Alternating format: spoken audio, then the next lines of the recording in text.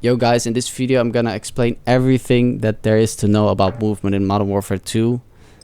I've pretty much mastered the movement. It's not hard to master the movement in this game anyways, because there is not much to do. So follow all the way through the video and you should be good. The first thing we're gonna get into is actually a setting. It's right here in gameplay. Single tap run and auto tactical sprint. Turn it to single tap run and turn auto tactical sprint off. I'll explain it while it's loading in. Auto tactical sprint messes you up in certain situations, even though it is comfortable to play on. Single tap run allows you to press sprint once and you're already tactical sprinting.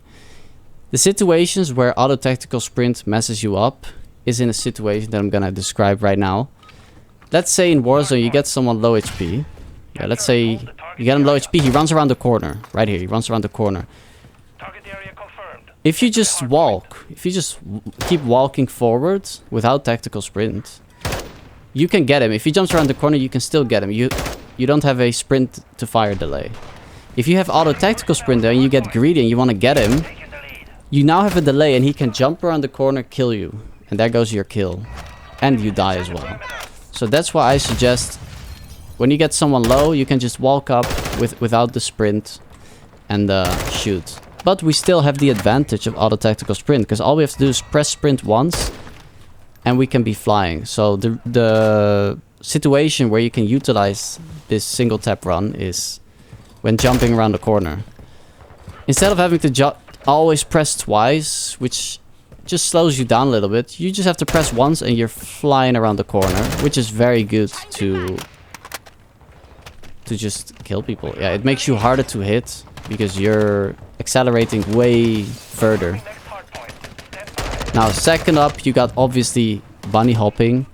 Bunny hopping is just pressing jump twice. Almost everyone knows this mechanic. It's nerfed in this game, so I don't actually use it much. It's still better than not doing a second jump, but usually it's not that good of a mechanic. What you can do is, in this game, sometimes when you're up on a certain height, we'll try to get there real quick. When you're up at a certain height, let's say this is very high up. Well, I'll try to get up here. What you can do is let yourself drop down and then press the jump button. So if I go off of here, you saw that? That was a bunny hop like old MW 2019. So don't press the jump button while you're falling down from a high place. And just press it the first time as you're about to drop down. And you will sometimes still bunny hop like the old days. Second of all, you got crouching, which I can demonstrate right now.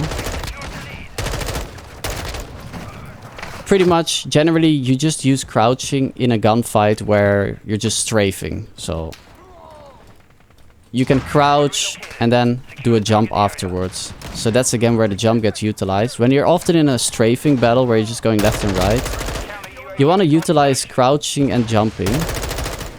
It definitely depends on the playstyle of the person. Personally, I like to crouch a lot in gunfights while strafing and then doing a jump at the end. But definitely always try to end your fights with a jump, because jumping really changes how your character model is positioned, which makes you again harder to hit. So this obviously you can just jump peek, mess that up. RIP. So that's where I utilize the crouch. I don't really use it for places like this. You can do it if you can't be bothered snaking, but snaking is just way better to get people down. And that brings us to snaking. Snaking is just proning while going backwards and then sprinting while walking forwards. I like to do it into an object, and you're gonna be like near impossible to hit while you're constantly tagging them up and you'll kill them. Especially in multiplayer, you can just get up and usually you'll instantly kill them. And it's definitely the most broken mechanic in the game. Let's give an example. I messed that up, but that's where you can utilize it. You can also utilize proning. Let's say we got a door here. Let's say someone is right there. I can just sprint and jump, or I can slide through. Okay, right there, we're gonna go to a different topic.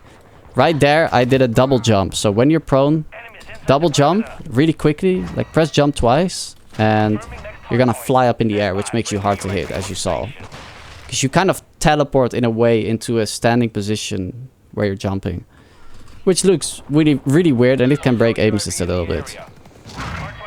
Back to the door though. What I like to do is bash open doors and just instantly prone.